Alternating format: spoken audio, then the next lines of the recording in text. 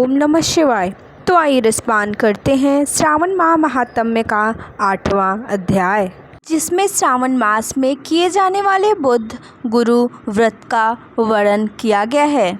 ईश्वर बोले, हे सनत कुमार, अब मैं समस्त पापों का नाश करने वाले बुध गुरु व्रत का वर्णन करूंगा, जिसमें श्रद्धापूर्वक करके मनुष्य परम सिद्धि प्राप्त करता है। ब्रह्मा जी ने चंद्रमा को ब्राह्मणों के राजा के रूप में अभिषिक्त किया। किसी समय उसने रूप तथा यौवन से संपन्न तारा नामक गुरु पत्नी को देखा। उसकी रूप संपदा से मोहित होकर वह काम के वशीभूत हो गया और उसे उसने अपने घर में रख लिया। इस प्रकार बहुत दिन बीतने पर उसे बुध नामक एक पुत्र हुआ, जो बुद्धिमान, सौंदर्यशाली तथा सभी शुभ लक्षणों से युक्त था।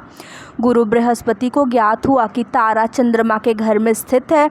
तब उन्होंने चंद्रमा से कहा कि मेरी पत्नी को वापस कर दो। अनेक तरह से समझाने पर भी जब चंद्रमा ने तारा को वापस नहीं दिया, तब बृहस्पति ने देवताओं की सभा में जाकर देवराज इंद्र को यह वृत्तांत बतलाया और कहा, हे शक्र, आप देवताओं के राजा हैं, अतः अपनी आज्ञा से आप उसे दिलाएं, अन्यथा उस चंद्रमा के द्वारा किया गया पाप आपको ही निसंदेह लगेगा, क्योंकि शास्त्र निर्णय के अनुसार प्रजा के द्वारा किए गए पाप को राजा भोगता है। पुराण में भी ऐसा कहा गया है कि दुर्बल का बल राजा होता है। गुरु का यह वचन सुनकर चंद्रमा ने कहा, मैं आपकी आज्ञा से तारा को तो दे दूंगा, किंतु इस पुत्र को नहीं दूंगा। शास्त्र के अनुसार विचार करके देवताओं ने उस बुध को चंद्रमा को दे दिया। इसके बाद गुरु को उदास देखकर देवताओं ने उन दोनों को वर प्रदान किया, हे चंद्र, अब तुम घर जाओ, यह तुम्हारा भी पुत्र है और बृहस्पति का भी है। यह तुम्हारा पुत्र ग्रहों में प्रतिष्ठित होगा। हे सुराचार्य, आप यह दूसरा भी शुभ व ग्रहण कीजिए कि जो बुद्धिमान व्यक्ति आप दोनों बुध गुरु का व्रत मिलाकर करेगा, उसकी संपूर्ण सिद्धि होगी। यह सत्य है, इसमें संदेह नहीं। शंकर जी के लिए अत्यंत प्रिय इस श्रावण मास के आने पर जो लोग बुधवार तथा बृहस्पतिवार को पूजन व्रत करेंगे, उन्हें सिद्धि प्राप्ति होगी। इस व्रत में दही तथा भात का नैवेद्य व्रत सिद्धि में मूल हेतु है। स्थान भेद से आप दोनों की मूर्ति लिखकर पूजन करने से भिन्न भिन्न फल प्राप्त होता है। यदि कोई हिंडोले के ऊपरी स्थान पर आप दोनों की मूर्ति लिखकर पूजन करे तो वह सर्वगुण संपन्न तथा दीर्घायु पुत्र प्राप्त करेगा। यदि मनुष्य कोषागार में मूर्ति को लिखकर पूजन करता है तो उसके कोष बढ़ते हैं और वे कभी क्षय को प्राप्त नहीं होते। इसी प्रकार पाकालय में पूजन करने से पाक वृद्धि और देवालय में पूजन करने से उनकी कृपा प्राप्त होती है। संयागार में लिखकर पूजन करने से स्त्री का वियोग कभी नहीं होता है। धान्यागार में लिखकर पूजन करने से धान्य की वृद्धि होती है। इस प्रकार मनुष्य उन फलों को प्राप्त करता है।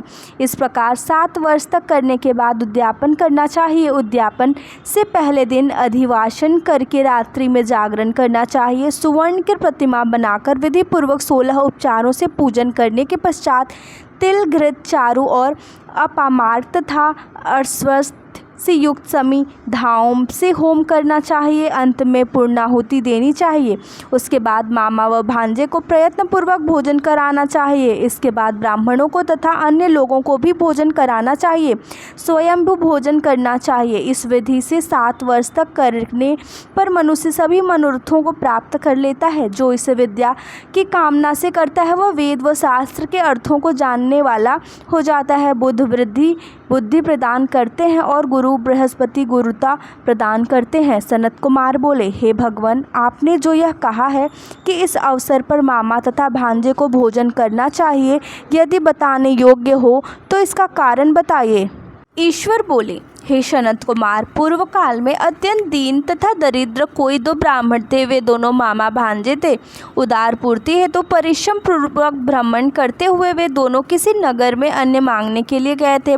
उन्होंने घर घर में श्रावण मास में प्रत्येक वार को उस वार का व्रत होते हुए देखा, किंतु कहीं भी बुध गुरु का व्रत नहीं देखा। तब उन्होंने बहुत देर तक परस्पर विचार किया कि सभी वारों का व्रत तो सर्वत्र दिखाई पड़ रहा है, किंतु बुध गुरु का कहीं नहीं।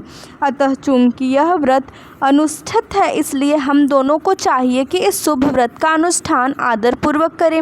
किंतु हे सनत कुमार, इसके विधि ना जानने के कारण वो दोनों संशय में पड़ गए। तब रात्रि में उन्हें स्वप्न में इस व्रत की विधि दृष्टिगोचर हो गई। इसके बाद उन्होंने उसकी विधि के अनुसार व्रत को किया, जिससे उन्होंने अपार संपदा प्राप्त की। प्रतिदिन उनकी संपत्ति बढ़ने लगी और सभी लोगों को ज्ञात भी हो गई। इस प्रकार 7 वर्ष तक करके वे पुत्र व पौत्र आदि से संपन्न हो गए। उसके बाद उनके ऊपर प्रसन्न होकर बुद्ध व गुरु प्रकट हुए और उन्होंने उन दोनों को यह वर दिया, आप दोनों ने हम दोनों के निमित्त इस व्रत को प्रवर्तित किया है। अतः आज से कोई भी इस शुभ व्रत को करे, उसे व्रत की समाप्ति पर मामा तथा भांजे को प्रयत्न पूर्वक भोजन कराना चाहिए।